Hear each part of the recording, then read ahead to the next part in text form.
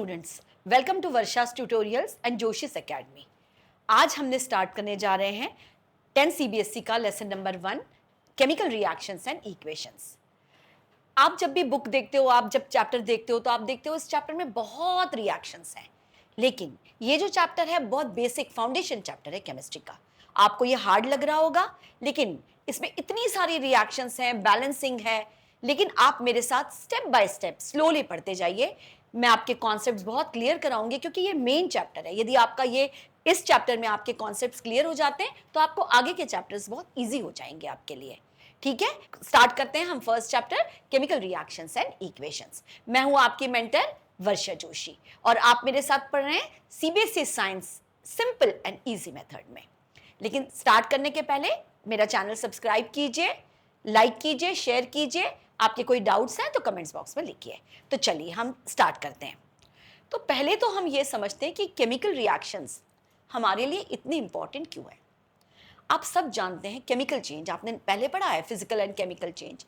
तो chemical change होता क्यों है? जो परमानेंट चेंज है, केमिकल चेंज होता ही है केमिकल रिएक्शंस की वजह से। अब मैं आपको सिंपल बताती हूँ, हम अपनी डेली लाइफ से यदि कंपेयर करें, हम अपनी डेली लाइफ में अपने अराउंड देखिए, हम कितनी जगह देखते हैं जहाँ केमिकल रिएक्शंस होती हैं। मैं सिंपल आपको एग्जांपल बताती हूँ। जैसे मिल्क है, आप समर में मिल्क को थोड़ी देर बाहर रख दो, आप मान लो 5-6 आवर्स के लिए बाहर रख दो, क्या होगा? मिल्क खराब हो जाएगा, कर्डल हो जाएगा। ये कर्डल क्यों हुआ? Due to chemical reaction. ठीक है, ये परमानेंट रिएक्शन होती है, वापस आप कर्डल मिल्क से मिल्क नहीं बना सकते। सेकेंड मैं एग्जाम्पल आपको देती हूँ, ग्रेप्स है, आप इसको 2-3 डेज के लिए बाहर रख दीजिए। ग्रेप्स देखो, ग्रेप्स का टेस्ट चेंज हो जाएगा, हम उसको कहेंगे फर्मेंट हो गया, फर्मेंटेशन हो गया। फर्मेंटेशन भी केमिकल रिएक्शन से होता है जो परमानेंट केमिकल चेंज है। इसके अलावा बहुत सारे एग्जाम्पल्स हैं, जैसे राइपनिंग ऑफ फ्रूट है। इसके अलावा आपने रस्टिंग ऑफ आयरन तो सबने देखा है, जो आयरन के ऊपर आयरन को बाहर मॉइस्चर में आप एक्सपोज करने के लिए रख दो, ब्राउन कलर की रस्ट लग जाती है। रस्ट का लगना केमिकल रिएक्शन की वजह से होता है, केमिकल चेंज चाहिए। और बहुत सारे एग्जाम्पल्स हैं, जैसे डाइजेशन ऑफ फूड है, रेस्पिरेशन है, फोटोसिंथेसिस है, ये सब केमिकल रिएक्शन है। आप जब बीमार होते हो तो आपकी मदर या आप डॉक्टर के पास जाते हो, आपको मेडिसिन देते हैं। मेडिसिन क्या करती है? बॉडी में जाके केमिकल रिएक्शन करती है। तो इसलिए केमिकल रिएक्शन बहुत इंपॉर्टेंट है ह्यूमन लाइफ के लिए। तो पहले हम समझ लेते हैं केमिकल रिएक्शन होती क्या है। पहले तो मैं आपको एनसीईआरटी की डेफिनेशन पढ़ देती हूँ, क्योंकि आपको एग्जाम में एनसीईआरटी की डेफिनेशन ही लिखनी है। आप डेफिनेशन देख लीजिए। केमिकल रिएक्शन क्या होता है? A process in which two or more substances react to form new substances with different properties and with new chemical identity। पहले आप इसको समझ लीजिए, मैं आपको एक एग्जांपल से समझाती हूँ। आप जैसे देख रहे हो, hydrogen H2 plus oxygen O2, ये आपस में कंबाइन होते हैं और बनाते हैं वाटर। तो हम सिंपल लैंग्वेज में कह सकते हैं कि whenever two or more than two substances combine with each other, they form entirely different compound with different properties। यानी आप यहां पर देख रहे हो कि हाइड्रोजन गैस है, ऑक्सीजन गैस है, हाइड्रोजन की प्रॉपर्टी डिफरेंट है, ऑक्सीजन की प्रॉपर्टी डिफरेंट है। आपस में जब ये कंबाइन होते हैं तो हाइड्रोजन अपनी प्रॉपर्टी लूज कर देता है, ऑक्सीजन अपनी प्रॉपर्टी लूज करता है, और ये आपस में कंबाइन होकर एंटायरली डिफरेंट कंपाउंड वाटर बना लेता है। वाटर की जो प्रॉपर्टी है वो हाइड्रोजन एंड ऑक्सीजन की किसी भी प्रॉपर्टी से रिजेंबल नहीं करती। ठीक है, क्लियर है? अच्छा, अब हम देखते हैं कि जो केमिकल रिएक्शन होती है, केमिकल रिएक्शन में होता क्या है? जैसे मैंने बताया कि जो सब्सटेंसेस जो रिएक्ट करते हैं, ओरिजिनल सब्सटेंस, वो अपनी आइडेंटिटी को लूज कर जाते हैं और different property, entirely different property के साथ न्यू कंपाउंड बनाते हैं। यानी केमिकल रिएक्शन का सेकेंड इंपॉर्टेंट पॉइंट है, केमिकल रिएक्शन में जो ओल्ड बॉन्ड्स हैं, जैसे हाइड्रोजन हाइड्रोजन के बीच में बॉन्ड है, ऑक्सीजन ऑक्सीजन के बीच में डबल बॉन्ड है, ये बॉन्ड ब्रेक हो जाता है और वाटर, न्यू बॉन्ड के साथ वाटर फॉर्मेशन होता है। तो केमिकल रिएक्शन में रीअरेंजमेंट ऑफ एटम्स हो रहा है, यानी यहां क्या हो रहा है? Transformation of reactants to product हो रहा है। अब हम 2 मिनट में देख लेते हैं कि रिएक्टेंट्स क्या होते हैं, प्रोडक्ट्स क्या होते हैं। आप देख रहे हैं हाइड्रोजन एंड ऑक्सीजन, यानी जो लेफ्ट साइड में लिखते हैं उन्हें हम रिएक्टेंट्स कहते हैं। वो ये सब्सटेंस होते हैं जो केमिकल रिएक्शंस में पार्टिसिपेट करते हैं, यानी वो रिएक्ट कर रहे हैं, हम उनको कह सकते हैं इनपुट। जब ये आपस में रिएक्ट करते हैं और जो रिजल्ट है यानी कंपाउंड, हम बोल सकते हैं आउटपुट जो बनता है, यहाँ वाटर आउटपुट बन रहा है, उसे हम कहते हैं प्रोडक्ट। रिएक्टेंट्स हमेशा लेफ्ट हैंड साइड में लिखे जाते हैं और जो प्रोडक्ट्स है वो हमेशा राइट हैंड साइड में लिखे जाते हैं। तो आपको ये तो क्लियर हो गया है कि केमिकल रिएक्शन क्या होती है, केमिकल रिएक्शन के पॉइंट्स क्या होते हैं। अब हम आगे एक छोटी सी एक्टिविटी देख लेते हैं। बहुत सिंपल है, एनसीईआरटी की बहुत इंपॉर्टेंट एक्टिविटी है ये। हम एक मैग्नीशियम रिबन ले लेते हैं। आपने दिवाली के क्रैकर्स में सबने मैग्नीशियम रिबन देखी है, लेकिन अभी हम ये लैबोरेटरी के अंदर एक्सपेरिमेंट कर रहे हैं। हम एक मैग्नीशियम रिबन 2 सेंटीमीटर की मैग्नीशियम रिबन ले लेते हैं। सबसे इंपॉर्टेंट पॉइंट है, हम सबसे पहले मैग्नीशियम रिबन को सैंड पेपर से बहुत अच्छे से रब करते हैं और हम इसको बर्नर के ऊपर टोंग की हेल्प से इसको बर्न करना स्टार्ट करते हैं। आप देख रहे हो एक पेट्री डिश ले लेते हैं और जब ये बर्न करते हैं तो इसके जो एशेस इकट्ठे होते हैं, जो इस ऐश को हम कलेक्ट कर लेते हैं उस पेट्री डिश के अंदर। तो अब मैग्नीशियम जो है, जब आप किसी चीज को बर्न करते हो तो आप रिएक्शन में देख रहे हो मैग्नीशियम ऑक्सीजन से रिएक्ट करता है और मैग्नीशियम ऑक्साइड की व्हाइट कलर की पाउडर बनाता है। यहाँ केमिकल रिएक्शन हो गई। ओरिजिनल सब्सटेंस क्या है, रिएक्टेंट्स क्या है, मैग्नीशियम एंड ऑक्सीजन, और रिएक्शन से क्या बनाया उन्होंने, प्रोडक्ट मैग्नीशियम ऑक्साइड। एग्जाम में इसके ऊपर बोर्ड में आपके 2 क्वेश्चंस हमेशा आते हैं। फर्स्ट क्वेश्चन ये है कि जब आप मैग्नीशियम रिबन को हम स्टार्ट करते हैं एक्सपेरिमेंट करना, तो हम हमेशा उसको सैंड पेपर से रब करते हैं। इसका रीजन ये है कि मैग्नीशियम रिएक्टिव मेटल है, एटमॉस्फेयर की ऑक्सीजन से रिएक्ट करके उस पर एक फाइन बिल्कुल थिन मैग्नीशियम ऑक्साइड की कोटिंग बन जाती है, और जब आप इसको बर्न करते हो तो ये कोटिंग हमारी रिएक्शन में हर्डल डाल सकती है, हमारे रिजल्ट एक्यूरेट नहीं हो सकते, क्योंकि पहले तो मैग्नीशियम ऑक्साइड की जो लेयर है वो बर्न होगी और उसके बाद अंदर की मैग्नीशियम रिबन बर्न होगी। तो इसलिए हम सैंड पेपर से उसको रब कर देते हैं। दूसरा क्वेश्चन ये आता है कि जब भी आप एक्सपेरिमेंट करते हो तो या तो गॉगल्स लगाना चाहिए या आप जो रिबन ले रहे हो उसको बहुत दूर रखना चाहिए, क्योंकि ये मेटल है। जब भी मेटल बर्न होती है तो जो फ्लेम निकलती है वाइट डेजलिंग फ्लेम के साथ बर्न होता है, जो हमारे यूवी रेस कैरी करती है, जो हमारी आइस के लिए बहुत हार्मफुल होता है। इसलिए ये प्रिकॉशन लेना बहुत जरूरी है। तो आपको ये क्लियर हो गया होगा। अब हम आगे की ओर बढ़ते हैं। नेक्स्ट है हमारा कैरेक्टरिस्टिक्स ऑफ केमिकल रिएक्शन। अब केमिकल रिएक्शन हो रही है ये आपको पता कैसे लगेगा? फॉर एग्जाम्पल ये देखिए, वाटर का ग्लास है, यहां रखा है।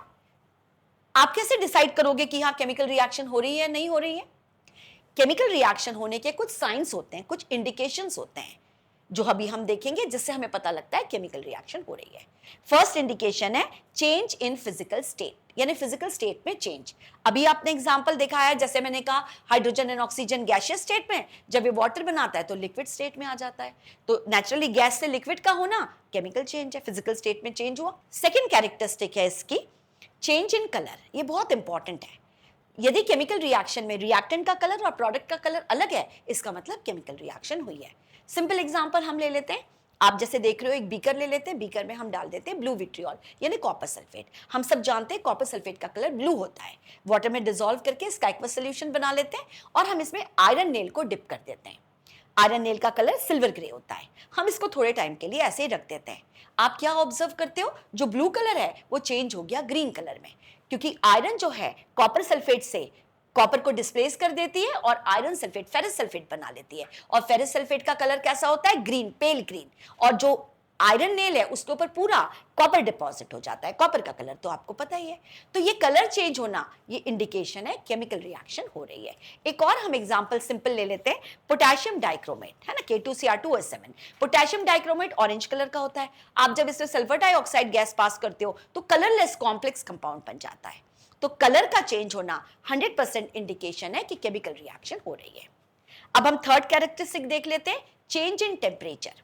यानी केमिकल रिएक्शन आपने स्टार्ट की थी रूम टेम्परेचर पे, ठीक है, नॉर्मल टेम्परेचर पे, लेकिन जब रिएक्शन होती है तो आप जब बीकर को टच करते हो तो आप देखते हो सडनली हॉट हो गया। मतलब जो प्रोडक्ट होता है उसके साथ साथ हीट भी निकली है। हम क्विकली देख लेते हैं एग्जाम्पल। एक बीकर में हमने लिया कैल्शियम ऑक्साइड। कैल्शियम ऑक्साइड को कहते हैं क्विक लाइम। सबको पता है क्विक लाइम, चूना जिसे हम कहते हैं। क्विक लाइम में हम वाटर डालते हैं, रूम टेम्परेचर पे हम कर रहे हैं। जैसे ही हम वाटर डालते हैं केमिकल रिएक्शन होती है, स्लेट लाइम यानी कैल्शियम हाइड्रोक्साइड बनता है, और आप हीट का साइन देख रहे हो।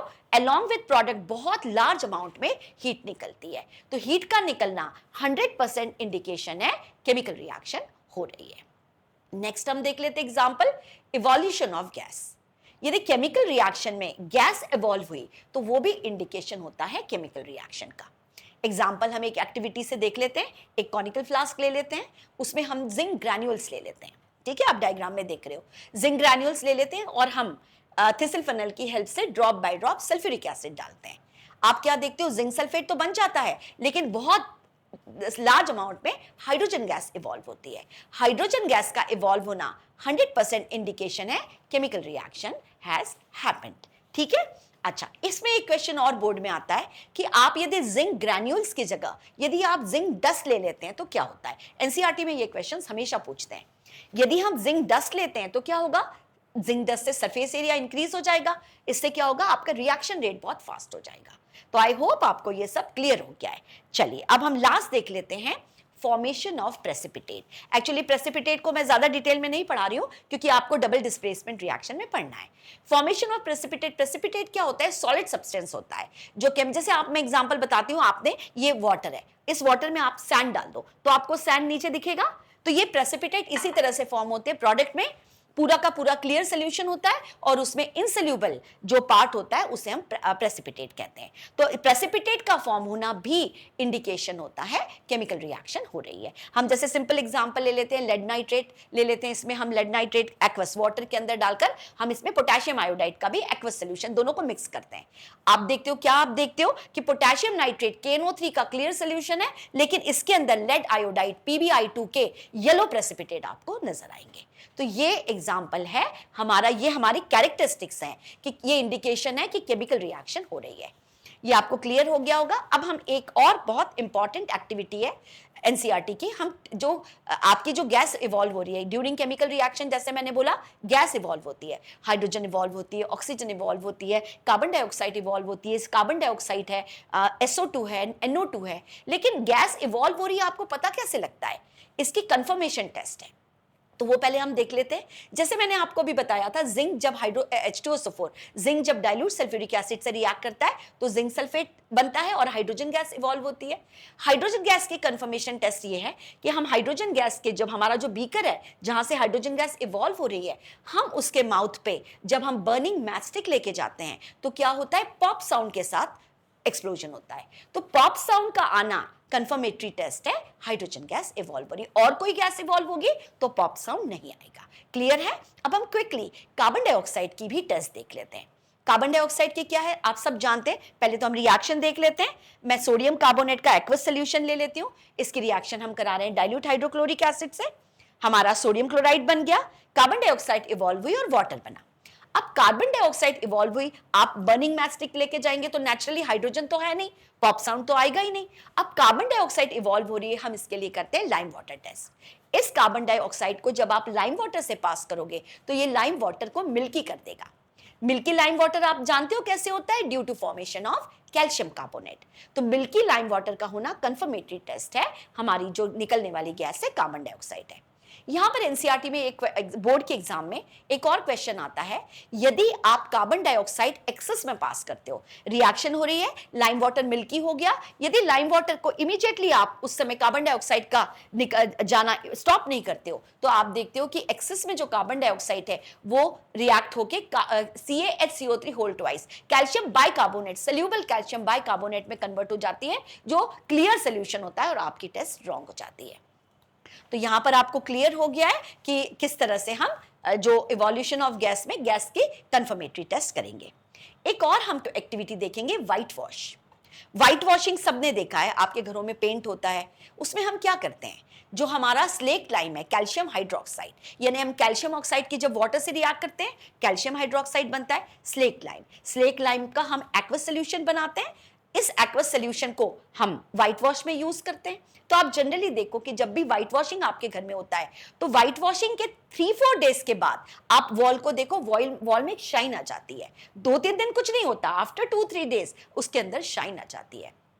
रीजन है, जो कैल्शियम हाइड्रोक्साइड है वो एटमॉस्फेयर की कार्बन डाइऑक्साइड से स्लोली रिएक्ट करता है, और जो वॉल है इस पे कैल्शियम कार्बोनेट की बहुत थिन लेयर आ जाती है। तो जो कैल्शियम कार्बोनेट की थिन लेयर है ये वॉल को शाइन देती है। ये क्वेश्चन भी एग्जाम में आता है। तो मैंने आपको काफी सारे क्वेश्चंस जो बोर्ड में आते हैं वो भी आपको मैंने बता दिए हैं। चलिए अब हम नेक्स्ट टॉपिक की ओर बढ़ते हैं, energy changes in chemical reaction.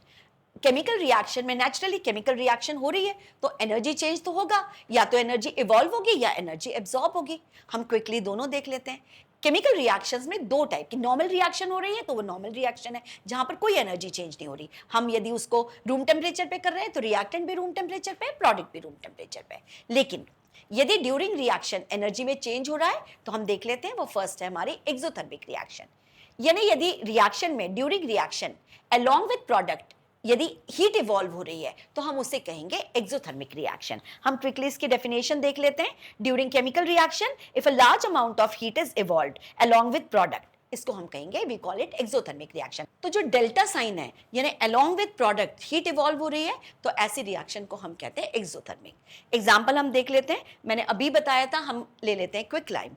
एक हम बीकर में क्विकलाइम कैल्शियम ऑक्साइड ले लेते हैं, वाटर डालते हैं, रिएक्टेंट हमारे नॉर्मल टेम्परेचर पे। जैसे ही आप वाटर डालते हो आप स्टरर से स्टर करते जाइए, कैल्शियम हाइड्रोक्साइड यानी स्लेट लाइम बन जाता है, लेकिन साथ ही साथ बहुत लार्ज अमाउंट में हीट इवॉल्व होती है। आप बीकर को टच करो, बीकर बहुत गर्म हो जाएगा। ये इंडिकेशन होता है हीट इवॉल्वेशन का, और ये हमारी होती है एक्सोथर्मिक रिएक्शन।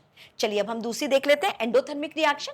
एंडोथर्मिक रिएक्शन यानी हीट एब्जॉर्ब होती है। अब एक एग्जाम्पल सिंपल सा आप देख लीजिए, कैल्शियम कार्बोनेट, ठीक है, मार्बल है, कैल्शियम कार्बोनेट। आप देखते हो कि कैल्शियम कार्बोनेट सपोज यहां रखा है, कुछ नहीं होगा। आप एक टेस्ट ट्यूब ले लो, टेस्ट ट्यूब के अंदर हम कैल्शियम कार्बोनेट ले लेते हैं, आप इसको हीट करो तो ये क्या करता है, वैसे तो नॉर्मल कैल्शियम कार्बोनेट को कुछ नहीं होगा, लेकिन जैसे ही आप इसको हीट दोगे ये इस हीट को एब्जॉर्ब करेगा, हीट को एब्जॉर्ब करेगा और ब्रेक डाउन हो जाएगा। आप रिएक्शन में देख रहे हो जैसे calcium oxide and carbon dioxide gas evolve होगी, यानी रिएक्टेंट ने हीट को एब्जॉर्ब किया। रिएक्टेंट ने हीट को एब्जॉर्ब किया यानी इसका मतलब ये रिएक्शन है एंडोथर्मिक रिएक्शन। यहां पर हम क्या करते हैं, या तो आप negative sign along with product लगाइए, या बेस्ट वे है जो आपका एरो है, जो आपका रिएक्शन में जो एरो दिखा है, एरो के ऊपर आप डेल्टा साइन लगा दीजिए। क्लियर है ये? ओके, तो आपको ये बहुत क्लियर हो गया है। अब हम आगे बढ़ते हैं। इसमें बोर्ड एग्जाम में एक क्वेश्चन पूछा जाता है जो आपके एनसीईआरटी के इसमें भी है। क्वेश्चन ये आता है कि रेस्पिरेशन जो है वो एक्सोथर्मिक रिएक्शन है एंड फोटोसिंथेसिस एंडोथर्मिक रिएक्शन है, एक्सप्लेन कीजिए। हम सिंपल फटाफट समझ लेते हैं, रेस्पिरेशन क्या होता है। रेस्पिरेशन में ऑक्सीडेशन ऑफ ग्लूकोज होता है, ग्लूकोज ऑक्सीजन के साथ सेल में कंबाइन होता है, उसमें क्या होता है, कार्बन डाइऑक्साइड एंड वाटर बनता है, लेकिन एनर्जी इवॉल्व होती है और ये एनर्जी जो है एटीपी के फॉर्म में हमारे माइटोकॉन्ड्रिया में स्टोर हो जाती है। ड्यूरिंग रिएक्शन जो प्रोडक्ट बन रहा है अलोंग विद प्रोडक्ट एनर्जी निकल रही है, एनर्जी इवॉल्व हो रही है, इसलिए रेस्पिरेशन को हम कंसीडर करते हैं एक्सोथर्मिक। लेकिन वही हम फोटोसिंथेसिस की बात करते हैं तो फोटोसिंथेसिस क्या है, प्लांट की फूड मेकिंग प्रोसेस है, जहां ग्रीन प्लांट एटमॉस्फेयर से carbon dioxide, root water absorb करती है, क्लोरोफिल पिगमेंट इसमें होता है और ये सनलाइट को एब्जॉर्ब कर रहा है, यानी एनर्जी के फॉर्म में इसने सनलाइट को एब्जॉर्ब किया, रिएक्टेंट्स ने एनर्जी को एब्जॉर्ब किया, इसलिए फोटोसिंथेसिस है हमारी एंडोथर्मिक रिएक्शन। ये क्लियर हो गया है। अब हम नेक्स्ट पार्ट की ओर बढ़ते हैं, types of chemical reactions. Chemical reaction mainly 4 types की होती हैं। फर्स्ट है कॉम्बिनेशन रिएक्शन, जिसे हम सिंथेसिस रिएक्शन भी कहते हैं। सेकेंड है हमारी डिकम्पोजिशन रिएक्शन, ये हमारी सिंगल डिकम्पोजिशन रिएक्शन है। थर्ड है हमारी डिस्प्लेसमेंट रिएक्शन, जो सिंगल डिस्प्लेसमेंट है, और नेक्स्ट है हमारी डबल डिस्प्लेसमेंट रिएक्शन, या जिसे हम कहते हैं डबल डिकम्पोजिशन रिएक्शन। हम वन बाय वन क्विकली पढ़ लेते हैं। पहले हम देख लेते हैं कॉम्बिनेशन रिएक्शन। आपको रिएक्शन समझाने के पहले मैं आपको इसके 2 इंपॉर्टेंट पॉइंट बताती हूं। जो कॉम्बिनेशन रिएक्शन होती है, इसके अंदर जो प्रोडक्ट होता है, आपको याद रखना है प्रोडक्ट सिंगल होता है, और जो कॉम्बिनेशन रिएक्शन होती है ये हमेशा एक्सोथर्मिक रिएक्शन होती है, यानी single product and exothermic reaction, ये 2 साइन होती है कॉम्बिनेशन रिएक्शन की। चलो अब हम क्विकली डेफिनेशन देख लेते हैं। When 2 or more reactants combine together to give single products, combination reactions are always exothermic reaction. आप देख लीजिए एग्जांपल, क्विकलाइम, कैल्शियम ऑक्साइड और वाटर जब आपस में कंबाइन होते हैं, रिएक्टेंट्स 2 हो गए, आपस में रिएक्शन करके सिंगल प्रोडक्ट स्लेक लाइम बना रहे हैं, कैल्शियम हाइड्रोक्साइड, यानी एक सिंगल प्रोडक्ट बना, और आप जैसे देख रहे हो हीट इवॉल्व हो रही है, ड्यूरिंग रिएक्शन हीट इवॉल्व हो रही है। हीट का इवॉल्व होना ये साइन होता है रिएक्शन एक्सोथर्मिक है। क्लियर है? चलिए एक हम इसके अंदर और इंपॉर्टेंट एग्जांपल देख लेते हैं, बर्निंग ऑफ कोल। ठीक है, बर्निंग ऑफ कोल, कार्बन जब ऑक्सीजन से रिएक्ट करता है कार्बन डाइऑक्साइड बनती है और हीट इवॉल्व होती है। क्लियर है? चलो अब हम दूसरी रिएक्शन देख लेते हैं, डिकम्पोजिशन रिएक्शन। डिकम्पोजिशन रिएक्शन जो होती है इसके अंदर रिएक्टेंट सिंगल होता है। कॉम्बिनेशन रिएक्शन और जो डिकम्पोजिशन रिएक्शन है ये अपोजिट रिएक्शन है। कैसे? मैंने आपको कॉम्बिनेशन रिएक्शन में आपको बोला था सिंगल प्रोडक्ट, और रिएक्शन कैसी थी? एक्सोथर्मिक। लेकिन जो डिकम्पोजिशन रिएक्शन है इसमें रिएक्टेंट सिंगल होगा और प्रोडक्ट कितने भी हो सकते हैं, लेकिन रिएक्शन कैसी होगी? एंडोथर्मिक। चलिए हम फटाफट देख लेते हैं, डिकम्पोजिशन रिएक्शन की डेफिनेशन देख लेते हैं। Those reactions in which a single reactant decomposes and breaks down into 2 or more simple products It is always carried out in presence of energy. Decomposition reactions are always endothermic reaction. यानी decomposition reaction में reactant single है, ये energy को absorb करेगा, energy को absorb करके 2 और more than 2 products में ब्रेक डाउन हो जाएगा, और यहां पर रिएक्टेंट क्या कर रहा है, एनर्जी को एब्जॉर्ब कर रहा है, इसलिए ये है एंडोथर्मिक रिएक्शन। अब हम देख लेते हैं टाइप्स ऑफ डिकम्पोजिशन रिएक्शन। अब ये एनर्जी है, ये हीट एनर्जी के फॉर्म में एब्जॉर्ब हो सकती है, इलेक्ट्रिकल एनर्जी के फॉर्म में एब्जॉर्ब हो सकती है, या लाइट एनर्जी के फॉर्म में एब्जॉर्ब हो सकती है। हम फटाफट एग्जांपल देख लेते हैं। फर्स्ट हम एग्जांपल देखते हैं थर्मल डिकम्पोजिशन रिएक्शन। आप ये एक्टिविटी देख रहे हैं, हम ले लेते हैं फेरस सल्फेट।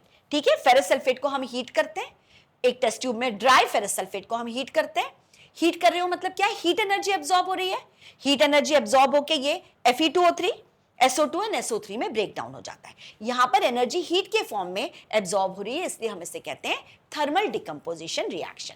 हम नेक्स्ट एग्जांपल देख लेते हैं फोटोकेमिकल डिकम्पोजिशन रिएक्शन, यानी जब एनर्जी लाइट के फॉर्म में एब्जॉर्ब हो रही है। अभी हमने हीट दिया था, अब हम एनर्जी सप्लाई करेंगे in the form of light.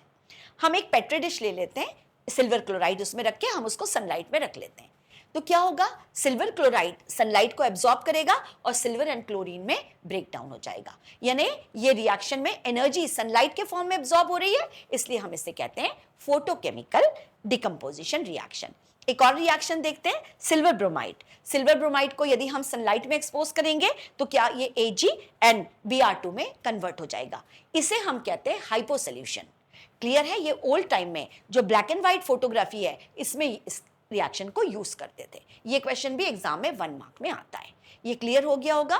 इसमें एक क्वेश्चन और आता है जनरली एग्जाम में, सिल्वर के कंपाउंड्स एंड जो हाइड्रोजन परऑक्साइड के कंपाउंड्स हैं हम ट्रांसपेरेंट बॉटल में कभी भी नहीं रखते।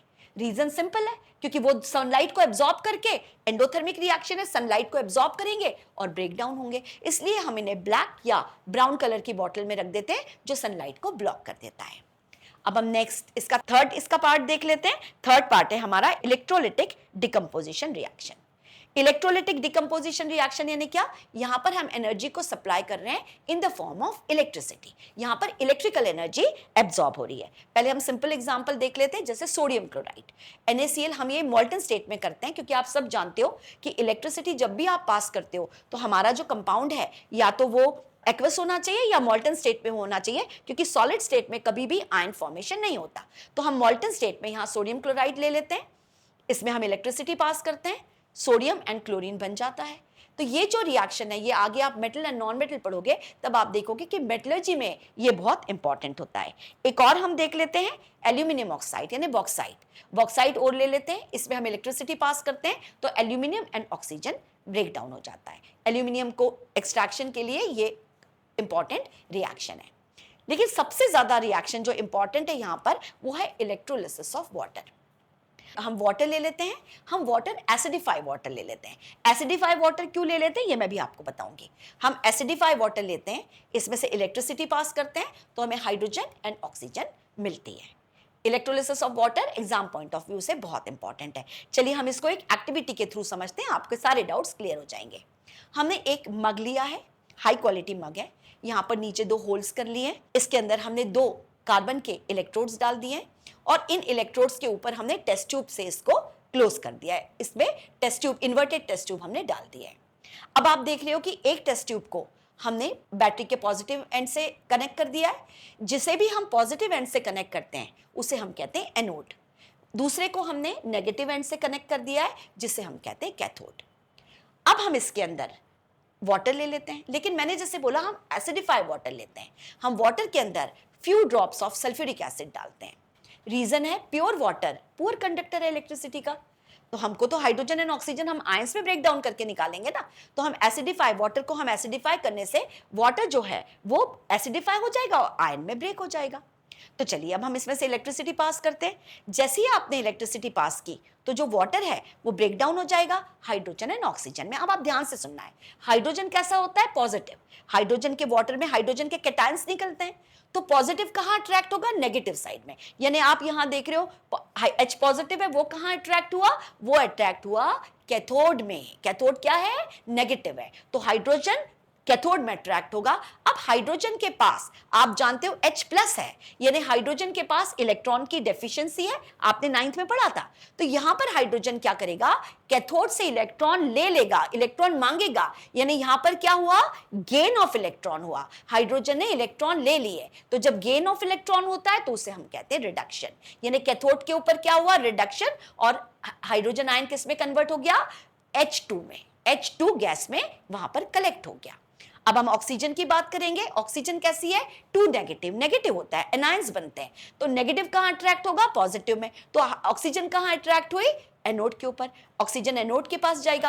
अब ऑक्सीजन के पास 2 माइनस है, यानी इसके पास क्या है, इसके पास आपने 2 माइनस है, यानी इसके पास इलेक्ट्रॉन क्या है, 2 इलेक्ट्रॉन ज्यादा है, तो ये यहां पर क्या करेगा, एनोड को, एनोड पॉजिटिव है तो ये अपना नेगेटिव 2 इलेक्ट्रॉन्स एनोड को दे देगा। तो यहां ऑक्सीजन से क्या हुआ, लॉस ऑफ इलेक्ट्रॉन हुआ। लॉस ऑफ इलेक्ट्रॉन होता है ऑक्सीडेशन, यानी एनोड पे हुआ ऑक्सीडेशन, कैथोड पे हुआ रिडक्शन, ये आपने याद रखना है। और ऑक्सीजन किस में कन्वर्ट हो गया, O2 में। एक क्वेश्चन और आता है एग्जाम में इसमें कि जो हाइड्रोजन एंड ऑक्सीजन कलेक्ट हो रही है उसमें हाइड्रोजन हमेशा डबल अमाउंट में, मतलब 2:1 डबल अमाउंट में कलेक्ट होती है। इसका रीजन सिंपल है, H2O में हाइड्रोजन है 2:1, हाइड्रोजन ऑक्सीजन से डबल ही है तो डबल अमाउंट में ही कलेक्ट होगी। तो ये क्लियर है आपको, ये मैंने आपको करा दिया डिकम्पोजिशन रिएक्शन। अब हम थर्ड रिएक्शन की ओर बढ़ते हैं, डिस्प्लेसमेंट रिएक्शन। लेकिन डिस्प्लेसमेंट रिएक्शन के पहले आपको ये क्विकली रिएक्टिविटी सीरीज समझना बहुत जरूरी है।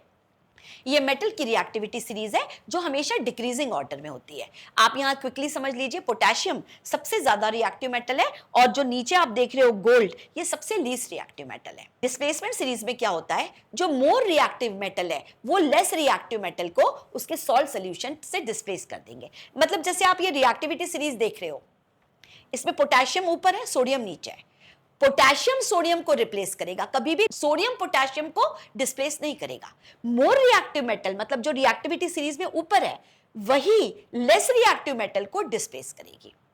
अब क्विकली डिस्प्लेसमेंट रिएक्शन देख लेते हैं। डिस्प्लेसमेंट रिएक्शन क्या है, the reaction in which a more reactive element displaces a less reactive element from its compound salt solution। हम इसे कहते हैं सिंगल डिस्प्लेसमेंट रिएक्शन।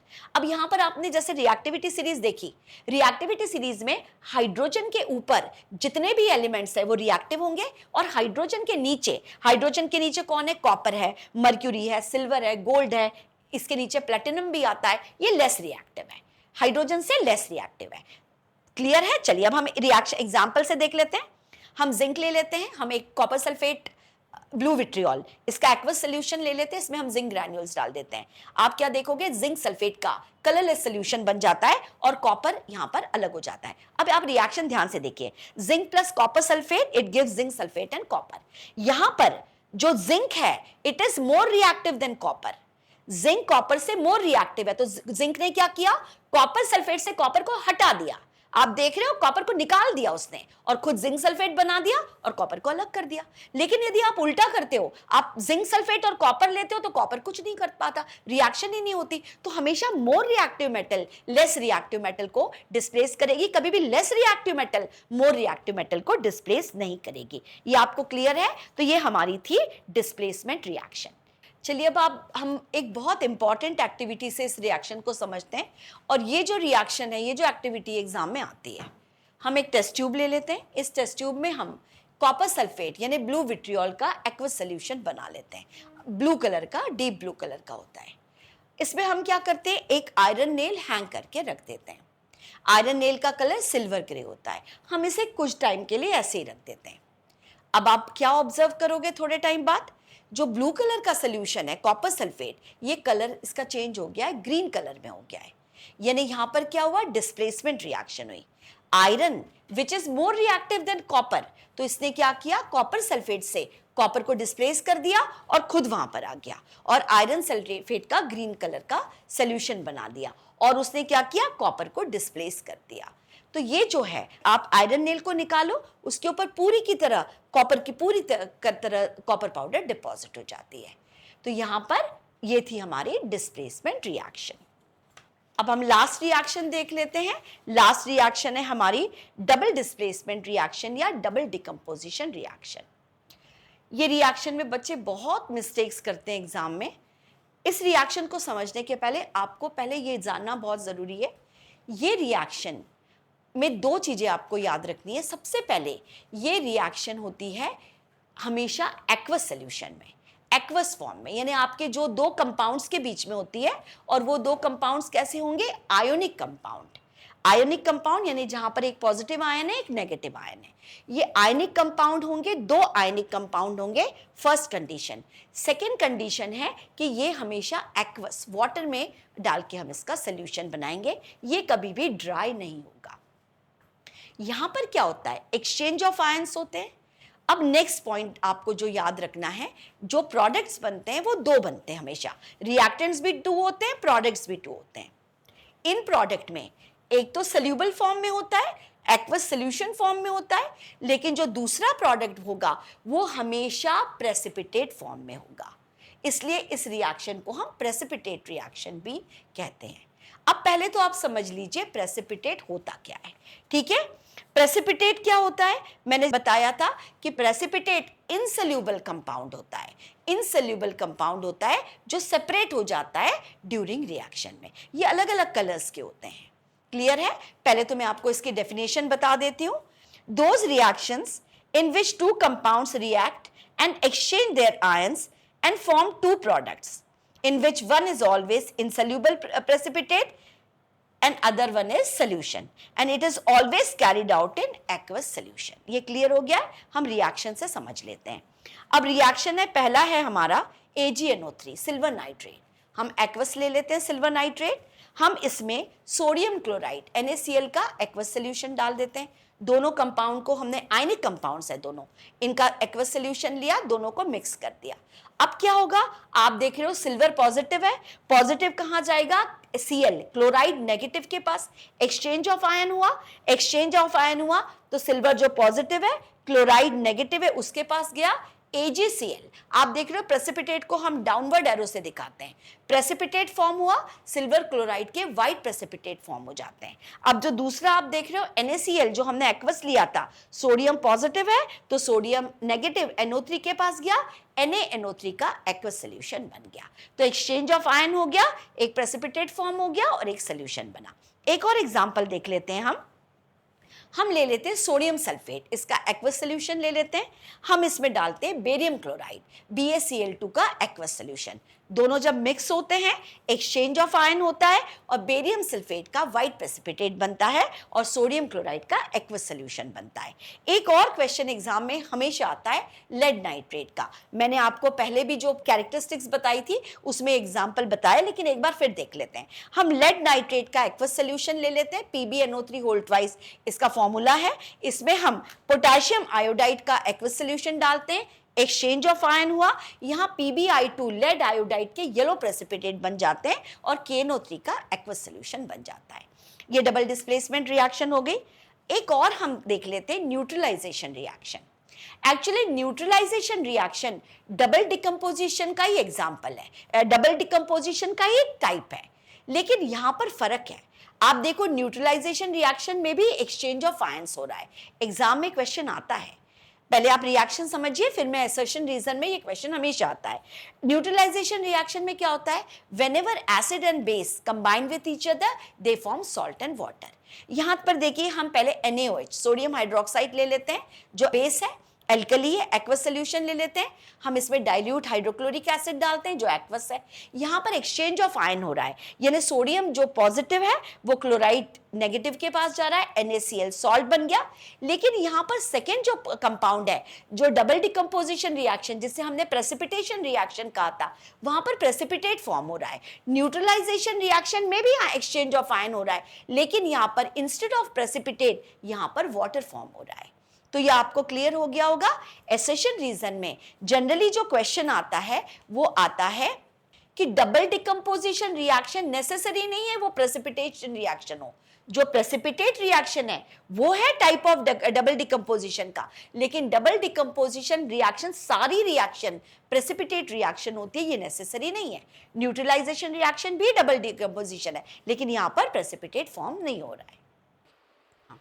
चलो बच्चों, तो आपने ये 4 टाइप्स की इंपॉर्टेंट केमिकल रिएक्शन समझ ली है। कौन कौन सी थी वो? कॉम्बिनेशन रिएक्शन, सेकंड थी हमारी डिकम्पोजिशन रिएक्शन, थर्ड हमारी थी डिस्प्लेसमेंट रिएक्शन और फोर्थ हमारी थी डबल डिकम्पोजिशन या डबल डिस्प्लेसमेंट रिएक्शन। अब जो हम नेक्स्ट करने जा रहे हैं रेडॉक्स रिएक्शंस। रेडॉक्स रिएक्शंस उन 4 रिएक्शंस का पार्ट नहीं होगा, इसे हम सेपरेट कवर करेंगे। ये बहुत इंपॉर्टेंट है, थोड़ी सी टफ है, लेकिन आप मेरे साथ बहुत अच्छे से स्टेप बाय स्टेप करिए, आपको बहुत इजी लगेगा। तो पहले तो आप देखिए रेडॉक्स रिएक्शन।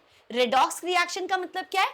RED, रेड, इसका मतलब होता है रिडक्शन, एंड ऑक्स का मतलब ऑक्सीडेशन, यानी ऑक्सीडेशन एंड रिडक्शन दोनों का कॉम्बिनेशन है। यानी एक केमिकल रिएक्शन में ऑक्सीडेशन और रिडक्शन दोनों रिएक्शन एक साथ हो रही हैं, तो हम उसे कहेंगे रेडॉक्स रिएक्शन। हम क्विकली एनसीईआरटी की डेफिनेशन देख लेते हैं। Those reactions in which oxidation and reduction takes place simultaneously, यानी एक रिएक्शन है उसमें ऑक्सीडेशन भी हो रहा है, रिडक्शन भी हो रहा है, हम उसे कहेंगे रेडॉक्स रिएक्शन। लेकिन ये रिएक्शन कैसे होती है ये मैं आपको अभी समझाऊंगी। उसके पहले आपके लिए जानना जरूरी है कि ऑक्सीडेशन क्या होता है और रिडक्शन क्या होता है। ऑक्सीडेशन रिएक्शन क्या होती है, रिडक्शन रिएक्शन क्या होती है, फिर हम दोनों को कंबाइन करेंगे। क्विकली देख लेते हैं ऑक्सीडेशन रिएक्शन। जैसे आप देख रहे हो, क्विकली देखो ऑक्सीडेशन रिएक्शन क्या होता है। ऑक्सीडेशन रिएक्शन होता है एडिशन ऑफ ऑक्सीजन। ठीक है, जैसे आप देख रहे हो कॉपर है, कॉपर जब ऑक्सीजन से रिएक्ट करता है तो ऑक्सीजन कॉपर में ऐड हो गई और कॉपर ऑक्साइड बन गया। इसका मतलब यहां पर क्या हो रहा है, addition of oxygen. Addition of oxygen होगा हमारा ऑक्सीडेशन रिएक्शन, या इसको हम 3 पार्ट में लेंगे, एडिशन ऑफ ऑक्सीजन और रिमूवल ऑफ हाइड्रोजन, इसे हम कहेंगे ऑक्सीडेशन रिएक्शन। यदि एग्जाम में ऑक्सीडेशन आता है तो आपने कहना है ऑक्सीडेशन रिएक्शन क्या होती है, एडिशन ऑफ ऑक्सीजन और रिमूवल ऑफ हाइड्रोजन। अब यहां देखो एडिशन ऑफ ऑक्सीजन मैंने समझा दिया, रिमूवल ऑफ हाइड्रोजन देखो H2S जब क्लोरीन से रिएक्ट करता है HCl एंड S बना रहा है। अब आप यहां पर देखो H2S से S का बनना, H2S से S का बनना, रिमूवल ऑफ हाइड्रोजन हो गया, तो ये हमारी होगी ऑक्सीडेशन रिएक्शन।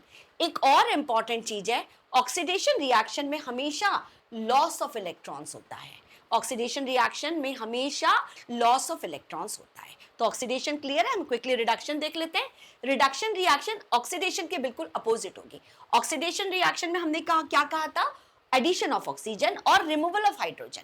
यहां पर एडिशन ऑफ हाइड्रोजन होगा, ऑक्सीजन की जगह कौन ऐड हो रहा है, हाइड्रोजन, और रिमूवल ऑफ ऑक्सीजन, हाइड्रोजन की जगह कौन रिमूव हो रहा है, ऑक्सीजन। तो रिडक्शन क्या होगा, एडिशन ऑफ हाइड्रोजन और रिमूवल ऑफ ऑक्सीजन। हम क्विकली एग्जांपल से देख लेते हैं। पहले हम कॉपर ऑक्साइड हाइड्रोजन से रिएक्ट करता है। अब यहां पर देखो आप कॉपर ऑक्साइड से ऑक्सीजन रिमूव हो गया, यानी हमने जो सेकंड पार्ट कहा था रिमूवल ऑफ ऑक्सीजन को हम कहते हैं रिडक्शन। सेकंड देख लेते हैं एडिशन ऑफ हाइड्रोजन। अब आप यहां पर देखो क्लोरीन है, क्लोरीन से HCl बन रहा है, मतलब क्लोरीन में हाइड्रोजन ऐड हो रहा है, तो ये जो एडिशन ऑफ हाइड्रोजन है इसे भी हम कहेंगे रिडक्शन। जैसे मैंने बोला था ऑक्सीडेशन में लॉस ऑफ इलेक्ट्रॉन है, रिडक्शन हमेशा गेन ऑफ इलेक्ट्रॉन्स होता है। तो आपको ये क्लियर हो गया, ऑक्सीडेशन क्या होगा, एडिशन ऑफ ऑक्सीजन और रिमूवल ऑफ हाइड्रोजन। रिडक्शन क्या होगा, एडिशन ऑफ हाइड्रोजन और रिमूवल ऑफ ऑक्सीजन। ऑक्सीडेशन हमेशा लॉस ऑफ इलेक्ट्रॉन होगा, रिडक्शन हमेशा गेन ऑफ इलेक्ट्रॉन्स होगा। अब हम quickly oxidising agent and reducing agent बहुत क्विकली कर लेते हैं। ऑक्सीडाइजिंग एजेंट मैं आपको रिएक्शन में समझाऊंगी, बहुत क्लियर हो जाएगा। ऑक्सीडाइजिंग एजेंट का मतलब होता है वो अपनी ऑक्सीजन दे देते हैं, ऑक्सीजन रिमूव कर देते हैं, मतलब रिड्यूस हो गए। अपोजिट होगा, अपनी ऑक्सीजन दे देते हैं, दे देते हैं मतलब वो सब्सटेंस रिड्यूस हो जाएगा। एग्जाम्पल है ऑक्सीडाइजिंग एजेंट्स जो इंपॉर्टेंट है, ozone, oxygen, chlorine, hydrogen peroxide and nitric acid. These all are good oxidizing agents. Reduction देख लेते हैं, उल्टा होगा। रिडक्शन में क्या होगा, सब्सटेंस अपना हाइड्रोजन दे देगा, रिमूवल ऑफ हाइड्रोजन मतलब ऑक्सीडाइज हो जाएगा। तो जो रिड्यूसिंग एजेंट होंगे वहां सब्सटेंस ऑक्सीडाइज होगा।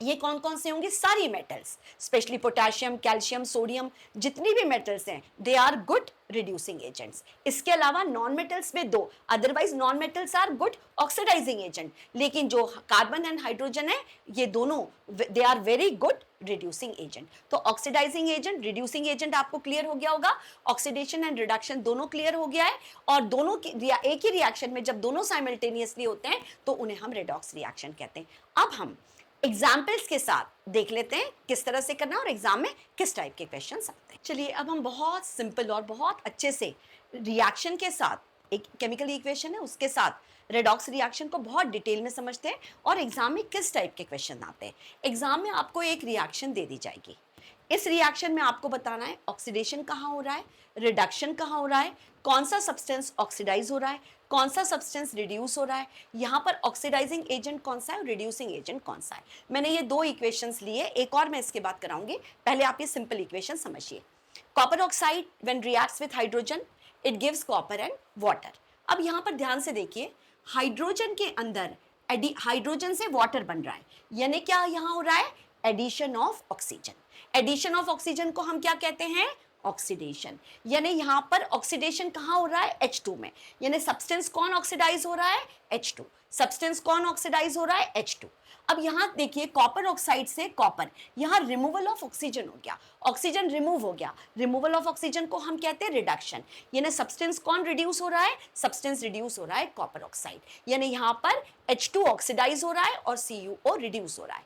अब हमें बताना है ऑक्सीडाइजिंग एजेंट, रिड्यूसिंग एजेंट। मैंने आपको बताया था ये अपोजिट होते हैं। आपने अभी एग्जाम में जब रिएक्शन आती है इतना नहीं सोचना है, मैंने आपको ऑलरेडी डेफिनेशन बता दी है। आपने क्या करना है, जहां पर ऑक्सीडेशन हो रहा है उसके नीचे आप लिख दो रिड्यूसिंग एजेंट, और जहां रिडक्शन हो रहा है उसके नीचे लिख दो ऑक्सीडाइजिंग एजेंट। ऑक्सीडाइजिंग एजेंट जो अपनी ऑक्सीजन दे देते हैं, मतलब वो रिड्यूस हो जाते हैं, मैंने पहले बताया था।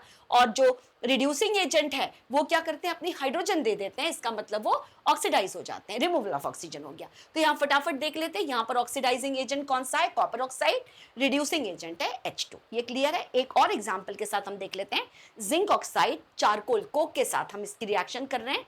जिंक, इसको यहाँ भी हम हीट करेंगे, यहाँ पर भी हम हीट करेंगे, तो ये Zn एंड कार्बन मोनोऑक्साइड बनाता है। अब यहाँ पर देखिए, कार्बन में एडिशन ऑफ ऑक्सीजन हो रहा है, तो ये बन गया carbon monoxide. Addition of oxygen को हम क्या कहते हैं, ऑक्सीडेशन। तो यहाँ पर कौन सा सब्सटेंस ऑक्सीडाइज हो रहा है, कोक, यानी चारकोल, कार्बन। जिंक ऑक्साइड से आप देख रहे हो ऑक्सीजन रिमूव हो रहा है, रिमूवल ऑफ ऑक्सीजन को हम कहते हैं रिडक्शन। यानी कौन सा सब्सटेंस रिड्यूस हो रहा है, जिंक ऑक्साइड। मैंने आपको बोला था कि जो जहां पर रिडक्शन हो रहा है वो हमारा होगा ऑक्सीडाइजिंग एजेंट, और जहां पर ऑक्सीडेशन हो रहा है वो हमारा होगा रिड्यूसिंग एजेंट। तो यहाँ पर ऑक्सीडाइजिंग एजेंट जिंक ऑक्साइड होगा, रिड्यूसिंग एजेंट यहाँ पर हमारा कार्बन होगा। ये दो रिएक्शंस क्लियर हो गई। अब हम थर्ड रिएक्शन कर लेते हैं। चलिए अभी एक लास्ट इक्वेशन देख लेते हैं। इन्हीं इक्वेशन से, ये इक्वेशन कई बार एग्जाम में पूछते हैं। यहाँ क्या है, MnO2 manganese oxide, it reacts with HCl, it gives MnCl2 Cl2 plus H2।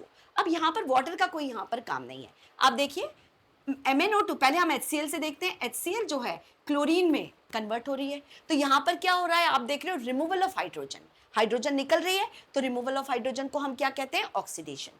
ऊपर देखिए MnO2 से MnCl2 बन रहा है, यानी यहाँ पर क्या निकल रहा है, यहाँ पर MnO2 से MnCl2 बन रहा है, यानी यहाँ पर ऑक्सीजन रिमूव हो रही है। रिमूवल ऑफ ऑक्सीजन को हम कहते हैं रिडक्शन। रिमूवल ऑफ यहाँ पर हमारी रिमूवल ऑफ हाइड्रोजन हुआ जिसे हमने ऑक्सीडेशन कहा, या रिमूवल ऑफ हमारा ऑक्सीजन हुआ जिसे हमने रिडक्शन कहा। तो अब देख लीजिए सब्सटेंस कौन से ऑक्सीडाइज हो रहे हैं, HCl ऑक्सीडाइज हो रहा है, तो HCl जो ऑक्सीडाइज हो रहा है वो हमारा होगा रिड्यूसिंग एजेंट। MnO2 जो रिड्यूस हो रहा है वो होगा हमारा अपोजिट ऑक्सीडाइजिंग एजेंट। तो ये रेडॉक्स रिएक्शन आपको बहुत क्लियर हो गई होगी। रेडॉक्स रिएक्शन के एग्जांपल्स हमारा जो है रेंसिडिटी है और हमारा करोजन है, ये सारे रेडॉक्स के एग्जांपल्स हैं, लेकिन ये आपको मेटल नॉन मेटल में शिफ्ट कर दिया है, तो मैं उसी समय आपको कवर करूँगी। चलिए अब हम इसका last part, chemical equations and balancing of chemical equations देख लेते हैं। पहले तो आपको ये जानना जरूरी है कि केमिकल इक्वेशंस होता क्या है। केमिस्ट्री में हम केमिकल रिएक्शंस लिखते हैं, केमिकल रिएक्शन को हम रिप्रेजेंट करते हैं केमिकल इक्वेशन के फॉर्म में। यानी जो केमिकल इक्वेशन है वो शॉर्टर वे, केमिकल रिएक्शन को रिप्रेजेंट करने का शॉर्टर वे है जिसमें हम सिंबल्स एंड फॉर्मूला यूज करते हैं। क्लियर है। लेकिन सबसे पहले आपको जानना जरूरी है कि सबसे पहले केमिकल इक्वेशन की डिस्कवरी के पहले वर्ड इक्वेशन डिस्कवर हुआ। अब वर्ड इक्वेशंस क्या होती है, इसमें सिंबल्स को यूज ना करते हुए हम वर्ड में लिख देते हैं। जैसे हाइड्रोजन को हमने पूरे वर्ड में लिखा, ऑक्सीजन को हमने वर्ड में लिखा, दोनों आपस में रिएक्ट करके वाटर बनाते हैं। लेकिन ये इनकम्प्लीट इंफॉर्मेशन थी। आप यहाँ पर देखिए, आपको ना तो पता लग रहा है कितने एटम्स है, कितने मॉलिक्यूल्स है, कितने फॉर्म हो रहे हैं, रिएक्शन फॉरवर्ड है, बैकवर्ड है, रिएक्शन में टेम्परेचर इंक्रीज हो रहा है, डिक्रीज हो रहा है, हमें कुछ भी इंफॉर्मेशन नहीं मिलती थी। हमें सिर्फ पता लगता था कि ये रिएक्ट हो रहा है और ये कंपाउंड बना रहा है। इसके अलावा जब ये रिमेंबर करने में भी बहुत डिफिकल्ट है क्योंकि आगे तो रिएक्शंस बहुत बढ़ती जाएंगी, तो इसे रिप्लेस किसने किया, केमिकल इक्वेशन ने, और मैंने आपको भी डेफिनेशन बता दी। अब जब हम केमिकल इक्वेशंस करते हैं, तो अब बैलेंसिंग हम क्यों करते हैं, ये क्वेश्चन आ जाता है। अब एक सिंपल इक्वेशन देखिए, हाइड्रोजन H2 ऑक्सीजन से रिएक्ट करके वाटर बना रहा है। अब यहाँ पर हम देखते हैं कि हाइड्रोजन के 2 एटम्स है, क्लियर है, ऑक्सीजन के 2 एटम्स है, दोनों मतलब टोटल रिएक्टेंट साइड में, ये रिएक्टेंट साइड हो गई, रिएक्टेंट साइड हो गई लेफ्ट हैंड साइड, ये दोनों मिला के 4 एटम्स है, पर यहाँ पर हाइड्रोजन के 2 एटम है और ऑक्सीजन का 1 एटम है, मतलब प्रोडक्ट साइड में जो राइट हैंड साइड है, प्रोडक्ट के अंदर सिर्फ 3 एटम्स है। तो फिर क्वेश्चन ये आता है, एक ऑक्सीजन एटम कहाँ चला गया। आपने 9th में law of conservation of mass पढ़ा है, हर केमिकल इक्वेशन, हर chemical reaction law of conservation mass को फॉलो करती है। Law of conservation of mass क्या है कि जो केमिकल रिएक्शन होती है उसमें ना तो कोई एटम डिस्ट्रॉय हो सकता है, ना एटम क्रिएट हो सकता है, यानी at the end of the reaction reactant का मास एंड प्रोडक्ट का मास इक्वल होता है। तो अब इस रिएक्शन से तो हमें पता लग रहा है कि एक ऑक्सीजन डिस्ट्रॉय हो गया है, जो पॉसिबल नहीं है। तो इसलिए हम आर्टिफिशियल मेथड यूज करते हैं टू कंफर्म या to prove law of conservation of mass को हम आर्टिफिशियली नंबर्स लगा के दोनों साइड में रिएक्शन को बैलेंस कर देते हैं। तो इसे हम कहते हैं हिट एंड ट्रायल मेथड। अब आप ये एग्जांपल देख रहे हो, तो मैं सिंपल इसमें क्या करूंगी, आप देख रहे हो हाइड्रोजन 2 है, यहां पर हाइड्रोजन 2 है, यहां पर ऑक्सीजन 2 है, यहां पर ऑक्सीजन 1 है, तो मैंने मान लो यहां पर ऑक्सीजन को मैंने 2 कर दिया। तो यहां पर जब भी आप बैलेंस करते हो आपको इस साइड लगाना है, नीचे नहीं लगाना है। आप यदि यहां पर लगा दोगे H2O2 तो ये तो कंपाउंड ही अलग बन जाएगा, ये हाइड्रोजन पेरोक्साइड बन जाएगा। तो यहां पर ऑक्सीजन बैलेंस हो गया, लेकिन हमारा हाइड्रोजन अभी गड़बड़ हो गया। तो इसको मल्टीप्लाई करते 2 × 2 4, हाइड्रोजन हमारा 4 हो गया, तो मैं इसको यहाँ 2 कर दूंगी, तो 2 × 2 4 हो गया, हाइड्रोजन भी 4 हो गया, अब इक्वेशन बैलेंस हो गई। इसे कहते हैं हिट एंड ट्रायल मेथड। लेकिन मैं आपको 4-5 इक्वेशंस बहुत क्विकली बैलेंस करके बताऊंगी, लेकिन इसके रूल्स हैं। केमिकल इक्वेशन को जब बैलेंस करना है, तो आप जब भी बैलेंस करते हो तो आपको सबसे पहले इक्वेशन में क्या बैलेंस करना है, यदि पॉलीएटॉमिक आयंस प्रेजेंट है, polyatomic ions if they are present both side, यानी रिएक्टेंट साइड में भी है, प्रोडक्ट साइड में भी है, तो पहले आपको पॉलीएटॉमिक आयंस बैलेंस करना है। सेकेंड, आप हमेशा मेटल्स को बैलेंस करोगे, क्लियर है, आपके इसमें जो भी मेटल है मेटल्स को बैलेंस करोगे। थर्ड, आप बैलेंस करोगे नॉन मेटल को, नॉन मेटल को। जब नॉन मेटल बैलेंस हो जाएगी उसके बाद आप बैलेंस करोगे हाइड्रोजन को, और लास्ट में हम बैलेंस करेंगे ऑक्सीजन को। आप ये मेथड फॉलो कीजिए, एग्जाम में आपके कभी भी बैलेंसिंग रॉन्ग नहीं होगा और मार्क्स भी कट नहीं होंगे। एक लास्ट इंपॉर्टेंट पॉइंट, जब आपने केमिकल रिएक्शन लिख ली है तो आपको लास्ट में फिजिकल स्टेट लिखना बहुत इंपॉर्टेंट है। फिजिकल स्टेट आपको लिखना बहुत इंपॉर्टेंट है, अदरवाइज आपके मार्क्स कट हो जाएंगे। क्लियर है? तो चलिए हम 1 बाय 1 3-4 इक्वेशंस देख लेते हैं। चलिए अब मैं आपको 3 एग्जांपल्स एक्सप्लेन करती हूँ, आप सारी रिएक्शन बैलेंस कर सकते हो। मैंने आपको क्या बताया, सबसे पहले आपको रिएक्शन में पॉलीएटॉमिक आयन बैलेंस करना है इफ प्रेजेंट बोथ साइड, फिर आप मेटल बैलेंस करोगे, फिर आप नॉन मेटल बैलेंस करोगे, हाइड्रोजन बैलेंस करोगे, ऑक्सीजन बैलेंस करोगे। एक रिएक्शन है, आपको वर्ड इक्वेशन में इस तरह से लिख के दी जाएगी, iron plus steam it gives iron oxide and hydrogen. अब आप देखिए आयरन का सिंबल लगा दिया Fe, यहाँ पर स्टीम होता है इसलिए आपको इमीडिएटली इधर पहले गैस लिखना पड़ेगा। आयरन स्टीम से जब रिएक्ट करता है तो जो कंपाउंड बनाता है, हमेशा याद रखना आयरन स्टीम से ही रिएक्ट करता है, iron cold water hot water से रिएक्ट नहीं करता, यानी Fe2O3 नहीं बनता। जब भी स्टीम से रिएक्ट करता है Fe3O4 बनता है और हाइड्रोजन गैस इवॉल्व होती है। अब हम देख लेते हैं, सबसे पहले मैंने आपको बोला था पॉलीएटॉमिक आयन, आपको नजर आ रहा है रिएक्टेंट में, नहीं पॉलीएटॉमिक आयन प्रेजेंट नहीं है, हम आगे बढ़ जाते हैं। फिर हम बैलेंस करेंगे मेटल को, यहाँ पर हमारी मेटल कौन सी है, आयरन। अब आप देखिए रिएक्टेंट साइड में आयरन कितनी है, 1, रिएक्टेंट साइड में 1 है, और प्रोडक्ट साइड में आयरन कितनी है, 3।